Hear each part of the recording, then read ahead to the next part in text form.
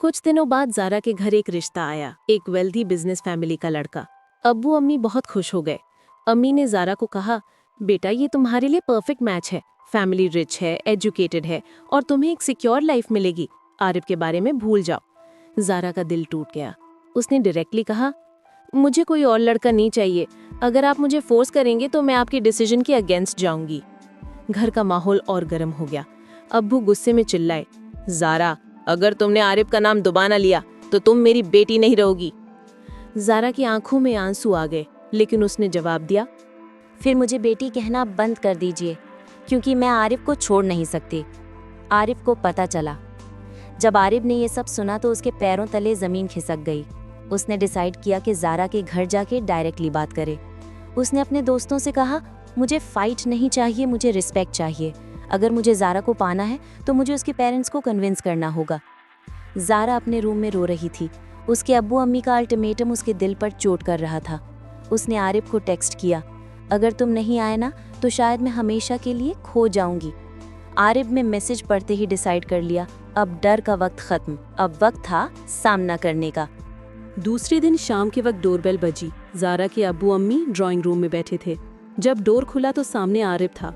उसने आगे कदम बढ़ाया, आंखों में कॉन्फिडेंस के साथ। ज़ारा के अब्बू का चेहरा तुरंत सख्त हो गया। तुम्हें किसने बुलाया हमारे घर? ज़ारा नीचे आई और सॉफ्टली कहा, मैंने बुलाया अब्बू। अम्मी ने नाराजगी से कहा, ज़ारा तुम्हें शर्म नहीं आई? तुमने इस लड़के को घर बुलाया? लेकिन आरिफ ने रिस्पेक्टफुली सलाम किया और बोला, अंकल आंटी मुझे आपसे बस कुछ मिनट चाहिए, उसके बाद अगर आप चाहे तो मैं खुद चला जाऊंगा। अब्बू ने ठंडी सांस लेकर कहा, बोलो क्या चाहिए तुम्हें? ज़ारा पैसा या हमारी फैमिली का नाम इस्तेमाल करके अपना फ्यूचर सिक्योर करना? आरिफ ने कामली जवाब दिया, नहीं अंकल, मुझे सिर्फ ज़ारा चाहिए और मैं आपको ये दिखाने आया हूं कि मैं उसके लायक हूं। मुझे आपका नाम या पैसा नहीं चाहिए, मैं अपने दम पर खड़ा हूं। अपने दम पर? तुम्हारी फैमिली एक नॉर्मल मिडिल क्लास है। तुम ज़ारा को वो लाइफस्टाइल कैसे दोगे जो हमने उसके लिए सोचा है? आरिफ ने डायरेक्टली उनकी आंखों में देखा, मैं आज मिडिल क्लास हूँ, कल एक इनोवेटर और एंटरप्रेन्योर बन सकता हूँ। मैं ज़ारा को सिर्फ कंफर्ट नहीं, रिस्पेक्ट और लव देना चाहता हूँ। और जो लड़का आपकी बेटी को ओपनली प्रोटेक्ट करने की हिम्मत रखता है वो कभी उससे नीचा महसूस नहीं कराएगा। ज़ारा ने अब तक चुप रहकर सब सुना था। उसने फाइनली बोलना स्टार्ट किया, अब्बू अम्मी आप लोग हमेशा कहते हो कि मुझे एक स्ट्रॉन्ग लड़का चाहिए जो मुझे संभाले। आरिफ वही है। जब पूरा कॉलेज मेरे खिलाफ रूमर्स फैला रहा था तब इसने सबके सामने मेरा साथ दिया। ये स्टेटस या पैसा नहीं देखता, ये इंसान को देखता है और मुझे ऐसा इंसान चाहिए। उसके आंसू गिर गए, लेकिन उसकी आवाज़ फर्म थी।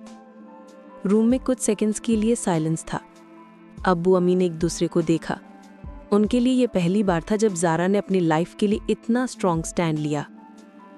अब्बू ने फाइनली गहरी सांस ली और कहा, ज़ारा तुम मेरी बेटी हो, तुम्हारी खुशी मेरी जिम्मेदारी है। अगर तुम्हें लगता है कि ये लड़का तुम्हें खुश रखेगा तो। ज़ारा का दिल रुक गया। अब्बू ने धीरे से कहा, तो मैं हाँ करता हूँ। अम्मी शॉक में थी, लेकिन अब्बू के डिसीजन के बाद उन्होंने भी चुपचाप सर हिला दिया। ज़ारा ने दौड़कर अपने अब्बू को हग किया। उसकी आंखों में आंसू थे, लेकिन स्माइल भी थी। आरिफ ने रिस्पेक्टफुली उनके पैर छुए। शुक्रिया अंकल, मैं आपका भरोसा कभी तोड़ूंगा नहीं। अब्बू ने आरिफ के शोल्डर पर हाथ रखा, बस एक वादा करो, ज़ारा के आंसू तुम्हारे वजह से कभी ना गिरे। आरिफ ने फर्म टोन में कहा, ये मेरा वादा है। कुछ महीने बाद कॉलेज का कॉन्वोकेशन हुआ। ज़ारा कैप एंड गाउन में स्टनिंग लग रही थी। आरिफ भी अपनी डिग्री रिसीव कर रहा था। स्टेज से नीचे आते ही सब दोस्तों ने उन्हें टीज किया, नेक्स्ट स्टॉप शादी। ज़ारा ने आरिफ के ईयर में विस्पर किया, रेडी हो लाइफ लॉन्ग टॉर्चर के लिए? आरिफ ने हंसी के साथ जवाब दिया, तुम जैसे टॉर्नेडो के बिना लाइफ बोरिंग होती। I am ready. कॉन्वोकेशन के बाद रूफटॉप पे दोनों अलोन मिले। ज़ारा ने मिस्चिवस स्माइल के साथ कहा, याद है मैंने कहा था हग के बाद अगला टेस्ट लूंगी? आरिफ नर्वस हुआ। हाँ। ज़ारा ने बिना वेट किए उसके लिप्स पे सॉफ्ट किस कर दिया। आरिफ बिल्कुल फ्रीज हो गया।